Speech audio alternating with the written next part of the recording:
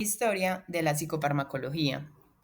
La psicofarmacología puede definirse como una disciplina científica centrada en el estudio de los fármacos que modifican el comportamiento y la función mental a través de su acción sobre el sistema neuroendocrino. A lo largo de la historia de la psicofarmacología, se han observado que muchos de sus descubrimientos no obedecen a un desarrollo lógico, puesto que la etiología de muchos trastornos psíquicos aún sigue sin conocerse. Solo cierto número de hipótesis patogénicas, somáticas o psicológicas han sido formuladas, de tal modo que la causalidad de estos trastornos debe interpretarse como factorial. Así, el tratamiento biológico no constituye más que una parte que incluye igualmente una dimensión psicológica y social. Por otra parte, el tratamiento medicamentoso, modalidad esencial de los tratamientos somáticos, conlleva dos efectos conjugados, el propio efecto farmacológico y un efecto placebo. Este efecto placebo es al mismo tiempo somático y psicológico, que se añade o se resta al efecto propio del fármaco e introduce en la relación terapéutica una variable dependiente, la psicología de quien lo prescribe. Asimismo, otra circunstancia frecuente en la historia ha sido el descubrimiento de nuevos conocimientos con relación a trastornos psíquicos. Anteriormente, existían muchas creencias y conceptos en cuanto a la conducta humana y el uso que se les podía brindar a los psicofármacos. Muchos de estos pensamientos iban ligados precisamente a la época a la que las personas pertenecían. Por ejemplo, la cultura china consideraba que la conducta correcta era guiada por el Tao y el equilibrio psíquico dependía exclusivamente del yin y del yang. Por el contrario, en la cultura hindú se encuentran las primeras referencias de enfermedad mental y utilizaban como método terapéutico ritos de ayuno y purificación, además de la extracción de plantas que para ellos eran medicinales. Y de igual forma, la utilización de psicofármacos se inicia con las antiguas civilizaciones. En la Edad Antigua, por el contrario, se comienza a dar la utilización del opio, la coca y el cannabis precisamente como curación para todo este tipo de enfermedades. Además, se da la implementación de la terapia mental basada en la liberación catártica de las emociones. Y de igual forma se introduce la medicina pretécnica en el siglo V por los griegos y se da el primer modelo médico de locura desarrollado precisamente en Grecia.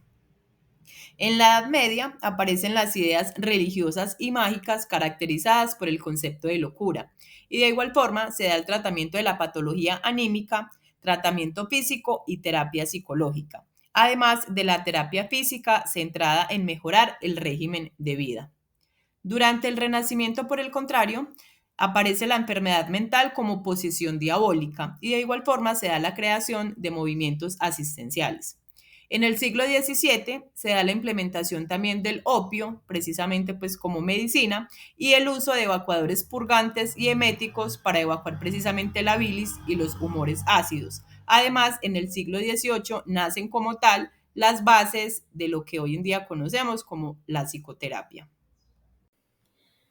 Por otra parte, la psicofarmacología estudia, partiendo de su tratamiento de las condiciones de salud mental, cómo los componentes de los medicamentos influyen en las conductas de las personas y cómo estos cambian tanto los pensamientos como las emociones de ellas, a la vez que ejercen un efecto estimulante o sedante según cada caso. Entre las diferentes condiciones que pueden ser tratadas mediante psicofármacos se encuentran el trastorno de déficit de atención e hiperactividad, la esquizofrenia, la depresión y la ansiedad.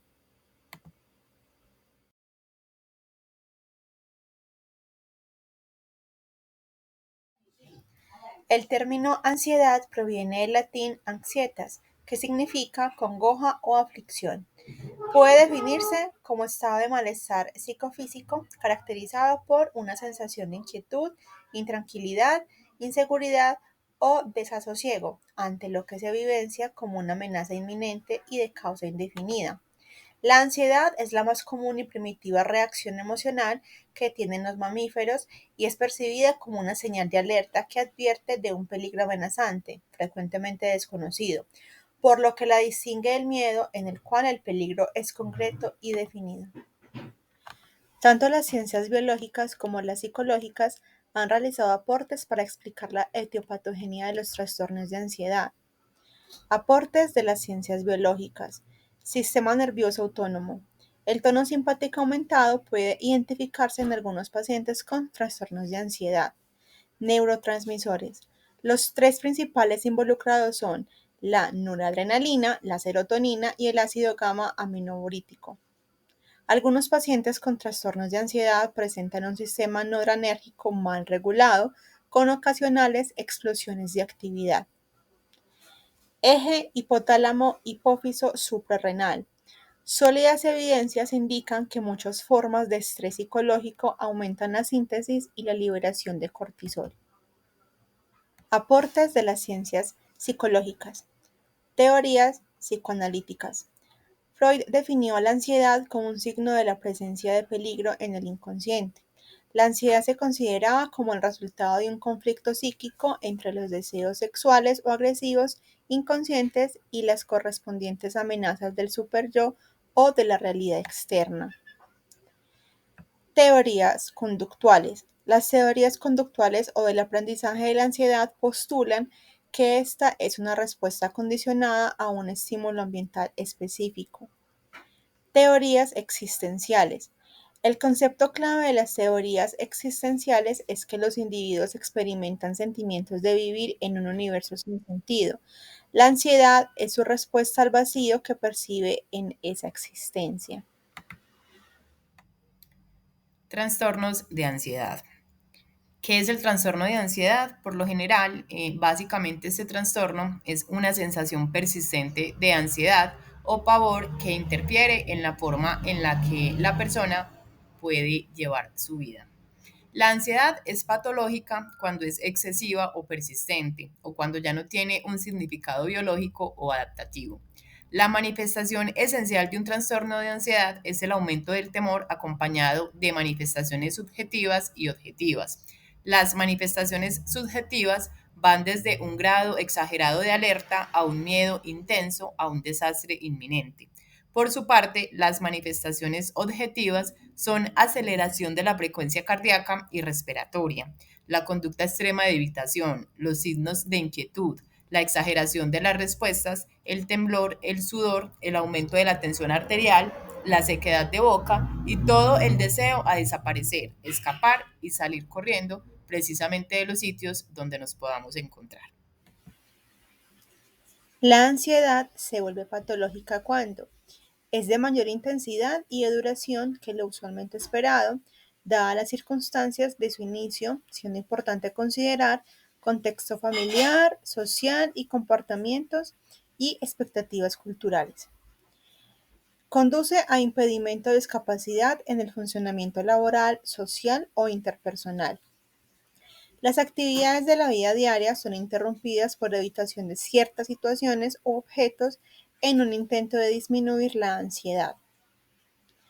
Se acompaña de síntomas físicos clínicamente significativos e inexplicables y o presencia de obsesiones, compulsiones y pensamientos y recuerdos instructivos del trauma cuando aplicable.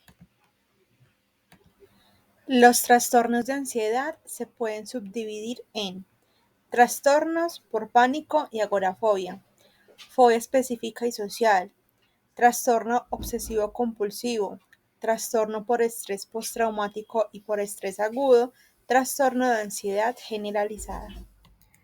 La agorafobia, o también denominada crisis de angustia, se manifiesta con episodios breves, recurrentes e inesperados de terror sin ninguna causa indefinible y va acompañada además de síntomas somáticos como lo son la disnea, las palpitaciones y el mareo. Pero también va acompañado de síntomas cognitivos como lo son sentimientos de irrealidad y miedo al morir. Cuando una persona sufre una crisis precisamente por este trastorno, esta se caracteriza por un sentimiento de catástrofe inmediata y se acompaña de una intensa hiperactividad del sistema nervioso autónomo simpático, denominada también crisis simpática. Además, otro de los síntomas que se pueden presentar son palpitaciones, sudoración, temblores, sensación de ahogo, opresión o malestar torácico y náuseas o molestias abdominales. La predisposición genética de este trastorno afecta principalmente a las mujeres. En este sentido, La agorafobia tiene una mayor gravedad y comorbilidad psiquiátrica, así como una mayor carga genética en el ambiente femenino más que en el ambiente masculino, y prácticamente el 50% de las personas que sufren este trastorno también presentan depresión, lo que para muchas personas puede considerarse como una variante de la enfermedad depresiva o condición precursora de la misma. Fobia específica y social. El término fobia específica se refiere al miedo que despierta la presencia de un objeto, animal o situación específica y hay una necesidad imperiosa de evitación ante el sufrimiento pronunciado de la ansiedad que le produce. Además, la situación debe evitarse o soportarse con sufrimiento pronunciado y el sujeto debe reconocer que su temor es exagerado o racional y produce una alteración importante en su vida diaria. La fobia social es un temor persistente y acusado a situaciones sociales o actuaciones en público en las que el sujeto está con personas que no pertenecen a su ámbito. Estas situaciones pueden comprometer acciones como hablar en público, tener una entrevista, buscar trabajo o incluso comer, beber o firmar frente a otros. Tanto la fobia social como la específica pueden ser incapacitantes, aumentan la dependencia económica y la utilización de tratamientos médicos. El tratamiento responde mejor a los IMAOs y en particular a las terapias de exposición y a la atención psicosocial. Trastorno obsesivo compulsivo. Los trastornos obsesivo-compulsivos son en general trastornos crónicos con obsesiones y compulsiones recurrentes como manifestaciones predominantes. Las obsesiones son ideas, pensamientos, imágenes o impulsos persistentes y molestos que se agrupan en dos categorías, las dudas y los temores. Los miedos obsesivos se centran en peligros irreales e improbables como el que va a atropellar a alguien si conduce. Estos miedos los viven como extraños, como una invasión de su conciencia, no deseados y carentes de sentido. El trastorno obsesivo compulsivo responde a dos tipos de tratamiento, los inhibidores selectivos de la recaptación de la serotonina y las terapias cognitivo-conductuales. Trastorno por estrés postraumático y trastorno por estrés agudo. El trastorno por estrés postraumático se produce en personas después de haber sufrido un acontecimiento muy estresante, como lo es un abuso o una violación. El tratamiento de las reacciones traumáticas agudas alienta la ventilación de los afectos e imágenes vinculados con el trauma. Es deseable que el paciente relate la historia para ayudar a reducir la disociación que de otro modo podría producir morbilidad crónica grave. De esta manera, se capacita al paciente para confrontar, aceptar, procesar y comenzar a integrar el material reprimido o abrumador. Los principios terapéuticos para la reacción aguda comprenden brevedad, inmediatez, focalización, proximidad, expectativa y reanudación completa de las actividades y la superficialidad. Trastorno de ansiedad generalizada. La manifestación más característica del trastorno de ansiedad generalizada es un miedo excesivo y poco realista que se mantiene en el tiempo y de una manera continua por más de 6 meses. Los síntomas son tensión motora con temblores sacudidas, inquietud y dolores abdominales, hiperactividad autónoma con palpitaciones, aumento de la frecuencia cardíaca, sudación y frialdad en las manos, actitud de escudriñar con la vida, con sentirse al límite, exageración de la respuesta de sobresalto y dificultad de concentración. Ese trastorno de ansiedad se produce a veces después de un episodio depresivo. Los datos epidemiológicos sitúan la prevalencia del trastorno entre el 3 y el 8% y afecta 2 veces más a las mujeres que a los hombres y el tratamiento son las benzodiazepinas.